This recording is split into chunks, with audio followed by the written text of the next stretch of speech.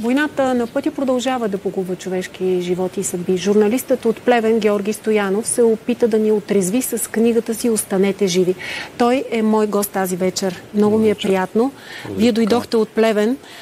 Как беше пътя, да ви попитам първо? Приключение като цяло. Защо? Нашата инфраструктура, предполагам, всички са наясно, не е от най-прекрасните. Хубавото, което беше, шофьорите като цяло този път бяха, да кажем, по-внимателни, по-възпитани, имаше колони, нямаше изпреварвания, което би било хубаво да го виждаме много по-често, защото станали сме ужасни шофьори, непрекъснато се ръгаме, непрекъснато гледаме да изпреварим, непрекъснато бързаме. Тези 5, 10, 15 минути не мисля, че с нещо ще променят живота ни. Вие сте журналист от Плевен, главен редактор на Плевен утре сайтът. Между другото, предполагам, че сте отразили много подробно голямата загуба, която имахте наскоро с трима големи, би ги нарекла, спортисти. Може ли да кажете нещо повече за тази катастрофа? Сериозна, голяма трагедия за Плевен, за българския спорт. Говорим за трагедията, при която загинаха Стефка Великова, волейболен треньор, двама волейболисти от нейния клуб. Едно момче оцеля, в момента се бори така за живота си. Доколкото знам, са минали успешно една операция, предстоят му още интервенции. Но вероятно, може би няма да се върне или трудно ще се върне към спорта. Стискаме палци да се върне. Така, този случай много обедини плевенската общественост. Стефка Великова е един изключително, дори не мога да говоря в минало време за нея, светъл човек, достоен, благороден, създаде един уникален волейболен клуб, който се превърна в една общност, възкреси, така да го кажа, мъжкия волейбол в Плевен след 40 години прекъсване. Изключителен човек и голяма трагедия. Всъщност цялото и семейство са едни прекрасни хора, всички ги познаваме. Големия Дарин Великов е нейн съпруг. В момента сигурно преминава през зада, но съм сигурен, всички сме сигурни, че той ще продължи нейното дело. Асен Великов е техен син, капитан на баскетболния Левски. Между другото, той беше един от първите хора, които подкрепи кампанията. Засне видеопослание, което до ден днешен дори когато се срещам с младежи от цялата страна го показваме. И ето, нали... Кампанията е "Останете живи", нали така? Ето я и книгата, нека да я покажем на зрителите ни. Кога решихте да я напишете и какво можем да прочетем вътре?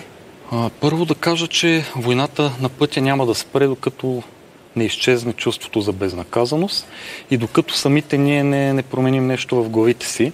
Аз реших да опитам да обърна внимание на второто, т.е. да се опитам да провокирам хората, основно даже младежите, бих казал, да бъдат по-отговорни, да събудят на време инстинкта си за самосъхранение.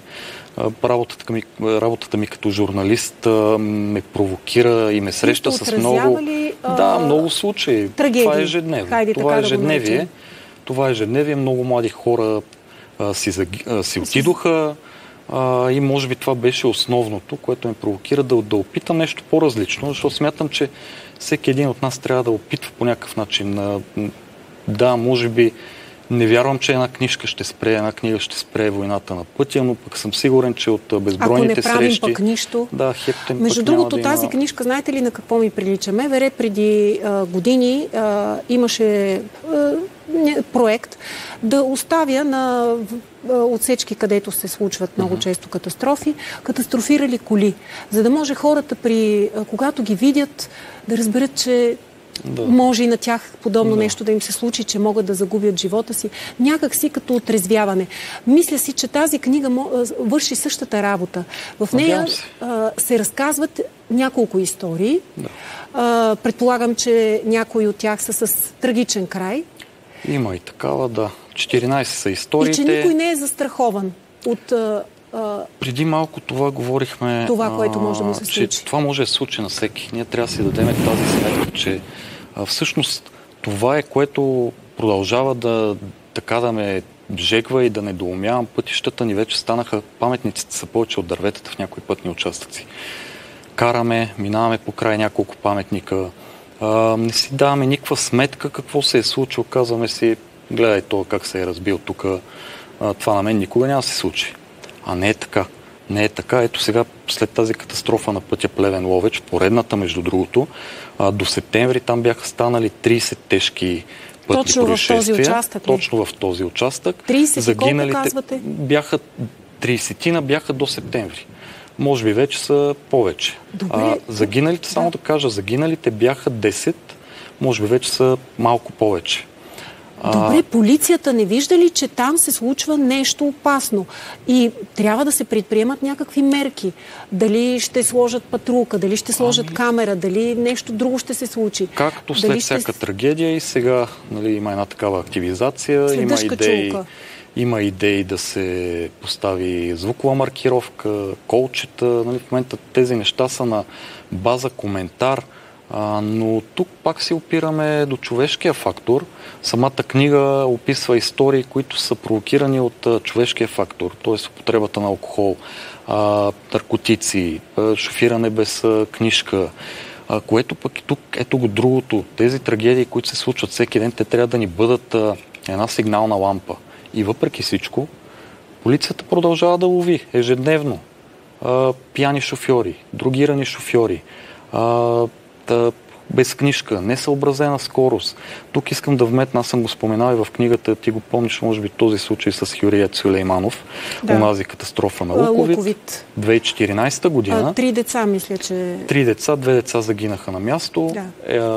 Едно се бори за живота си близо месец. Той избяга. Избяга от место происшествието си, опита да натопи приятелката си, хванаха го, пуснаха го под домашен арест, даде едно интервю, в което каза, че тя книжката не кара колата, той всъщност нямаше книжка, той караше с несъобразена скорост, избяга извън страната, 2 години... Германия мисля, че го откриха. Че Германия го откриха, 2 години и повече родителите водеха уникална битка, за да свършат работата на държавата, да го вкарат в затвора. И аз смятам, че сега май месец се навършват 10 години от този случай. Този случай можеше да бъде анализиран много детайлно, много сериозно и щеше да бъде, така да се каже, да се предпазим от подобни случаи, какъвто ето сега е случая с... пример за това. Какви са пропуските? Какво не е направено? Защо този човек с 90 криминални регистрации и 12 присъди беше? Какво прави на свобода? Защото ето сега имаме случая с Ферарио Спасов. Там е същата история. Системен нарушител, с тъмни петна в биографията. Семерджиев също беше подобна историята. И ето, ние имаме един случай, който ако беше наистина взет под внимание, схема се прилага и се въртим в един омагьосан кръг. Въртим се в един омагьосан кръг от една трагедия до друга трагедия. И не знам до кога. С леене на сълзи не става само. Трябва реални действия. Трябва промяната да дойде и вътре от самите нас. Като отношение към това, което се случва на пътя и това, което правим. Така е и точно това е. Няма кой. Ако чакаме политиците, държавата или тези, ще ги нарека, завършени идиоти, които ни управляват в момента, много добре го каза, да ни променят мисленето или в смисъл да ни създадат гражданска съвест, това трябва ние да си го направим. От нас си зависи колкото и клиширано да звучи, но дори ето, ние го дължиме това на хора като Стефка Великова, като Милен Цветков, като Ферарио Спасов, дължим им почит, дължим им да не ги забравяме, дължим им да опитаме да се променим. Не да опитаме, ние трябва да се променим и да спрем тази черна статистика и това да го направим точно в памет на всички тези, които буквално завинаги останаха на пътищата и на завоите. И смятам, че не е трудно и ние трябва наистина да го направим. Какво зависи от нас да го направим? Аз си изненада, приятна изненада, разбрах, че освен книгата, вие ходите в училищата, разговаряте с децата, опитвате се по някакъв начин да свършите работата на институциите, които уж трябва да правят някаква превенция, да не ги изброявам кои са, но вие сте се заели с тях. Кажете ми как ви възприемат децата и как реагират на срещите с вас? Опитваме се да го направим, така да се каже, по-разчупено, доколкото може да се каже разчупено. Тук да има интересно. Книгата са реални истории. Имаме мултимедия, има много известни личности, които подкрепиха кампанията през тези вече няколко години ще станат. Идеята е точно тези деца, които тепърва ще станат шофьори, подрастващите, това поколение, което идва и дай Боже да не допуска тези грешки, които ние като общество сега допускаме. Нали, не знам дали звучи наивно, но аз вярвам, че може да стане. Срещам много позитивни реакции от всички тези срещи, буквално с хиляди младежи. В интерес на истината имал съм и с малки от 6-7 клас, където при тях е малко по-така леко трябва да се представят нещата, но основно от 8 клас до 12 клас, като естествено основно гледаме младежите. Но книгата е за всички. В смисъл, всеки може да вземе нещо от нея и да... Какво най-често ви питат? От какво най-много се интересуват, когато стане въпроса за безопасно движение по пътищата? Като въпрос... Сега... Или искат истории да им разказвате? По-скоро като чуят историите. Има, примерно в книгата има истории на полицаи, които разказват какво изпитват, когато отидат на място на место происшествие. Има история на човек, който е извършил нарушение, излежал си наказанието. Излежал наказанието, имате присъда в затвора. Да, излиза, съгласи се да говори и в крайна сметка е взел за себе си това, което осъзнал, че трябва да промени. Иска да го даде на други хора, да не допуснат неговата грешка. Има история на майка, която е загубила дъщеря си в катастрофа. И тук са само 14 истории. Историите са прекалено много. Между другото има тук и цялата пътна статистика. Пътна полиция води статистика за загинали и ранени от 1951 година. Загиналите са над 60 хиляди от 1951 до ден днешен. Да, ранените са над 400 хиляди, като сами може да си дадем сметка, че от тези 400 хиляди много от тях са останали инвалиди. 60 хиляди това е един град. Пазарджик, Габрово, не знам дали да не давам пример с конкретен град, но за 60 години един град го няма. И ние не продължаваме, това наистина недоумявам, да не осъзнаваме силата на отговорността, която носим. Пак, нали, може да си говорим за държавата, за инфраструктурата, но поне това, което зависи от нас с някакви усилия, мисля, че можем да го променим. Не е толкова трудно, колкото до държавата. Мерките трябва да са естествено крумови. Може да вземем пример от Италия, там пътното убийство. То се води пътно убийство. Ако си карал пиян, дрогиран, несъобразена скорост, там започват присъдите от 12 години. Френската система, само да вметна и за нея, скоро мисля, че имаше едни такива случаи. Там, ако ти се возиш колата на човек употребил алкохол, дори да сте компания, вие сте съпричастни, защото не сте го спрели този човек.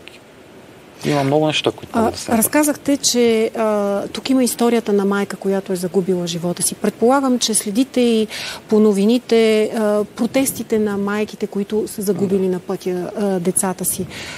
Какво е усещането? Има ли живот за тези хора след подобна загуба изобщо? Със сигурност живота е труден, става много труден.